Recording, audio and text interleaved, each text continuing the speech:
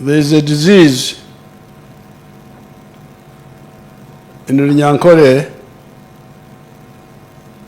which is also mentioned in the Bible called Echejuiso.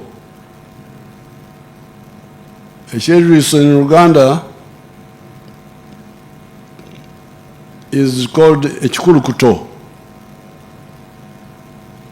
Now the problem of Africa, what Tugume was telling you, is Echejuiso. It is a disease of hemorrhage, uncontrolled hemorrhage of blood by women. In the Bible, they talk about it. How Jesus healed a woman who had Echejuiso. So this is the big problem of Africa, the hemorrhage, where you have had Tugume telling you what I've been telling you many times, where you sell a kilo of dehusked coffee called kase, and you get $2.5. And somebody takes it and roasts it and grinds it, and he gets $40 from the same. You heard how Tugume went to the US and found coffee which was 250 grams, a quarter of a kilo, but from Kapchorwa, but for which he paid $79. This is the hemorrhage. It's not only for coffee, it is for textiles. This shirt I'm putting on is made from Uganda cotton. A kilo of cotton would where they have removed the seeds, what they call the lint, they would get $1. But when they make some shirts out of the kilo, somebody will get $20 or $15. So this is the battle we are talking about. That's why the GDP of Africa is laughable. Africa is a land which is 12 times the size of India. You can put India into Africa 12 times. You can put the United States of America into Africa 4 times. And now our population is now 1.5 billion people. But our GDP is only 3 trillion, the whole of Africa. $3 trillion. The GDP of the United States, you can check on the internet, because for you go with all those telephone. My telephone does not have internet. Mine is a capability like this. But you can check yours. The GDP of the United States must be like 32 trillion. There are only 300 million people.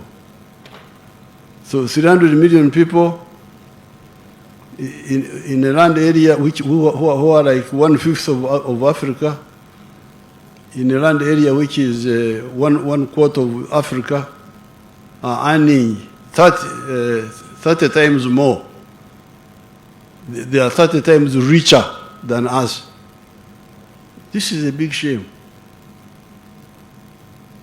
Big shame for all the intelligentsia, all the leaders, the political, the religious, the cultural, all the leaders should really wake up.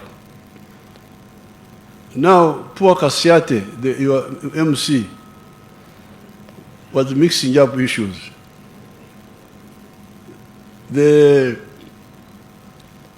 When I go back to my economics of 1965, at that entire where you say you were, they would teach you that the 4 factors of production. That is land, labor, capital, and entrepreneurship. So entrepreneurship is recognized in all economics. But, so an entrepreneur is a coordinator of the factors of production. But what do you coordinate if you have nothing to coordinate? This is where science comes in. If you don't have what to coordinate, if you don't have people who know how to make shirts, who know how to roast coffee, who know how to remove oxygen from iron ore and make steel, what will you coordinate? You must have something to coordinate in order to be a useful coordinator. So there is no contradiction. The social science has a role, but the base of any progressive society is science, then you add the other, what we call the superstructure, on top of it. Now, therefore, people like Tugume are very useful, and I want to thank Tugume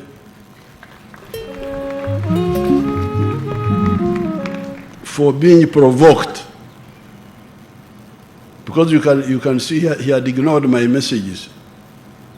I was talking, and he was not caring, until he went to the US, and he was shocked, and then saw the price of the coffee, came back and asked the mother. Mother told her what we get.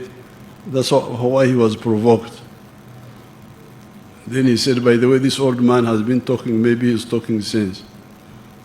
So I'm glad many people are waking up. That's why the word renaissance makes sense. Rebirth of knowledge. Africans to start gaining knowledge again of how society should be. So I want to salute Tugume and his colleagues, and we have given them all the support, and we shall give them more support.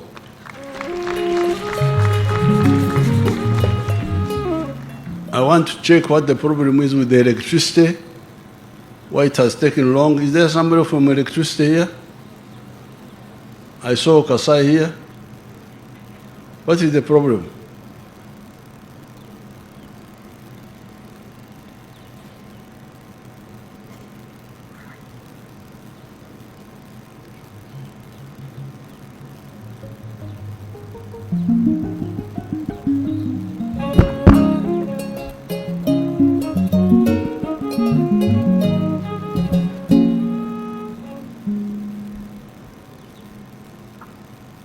Your Excellency, we have a solution to Dr. Tugume. We know that we have power in Mirama Hills, where we are exporting some power to Tanzania. And we're actually constructing a line, a dedicated line to this factory. What is the problem that we have is financing. Otherwise, how much do we need for that? I've got to get it from my engineer. So I'm going to follow it up also. Thank you. Thank you. And the water from Kahenje, who is handling the water?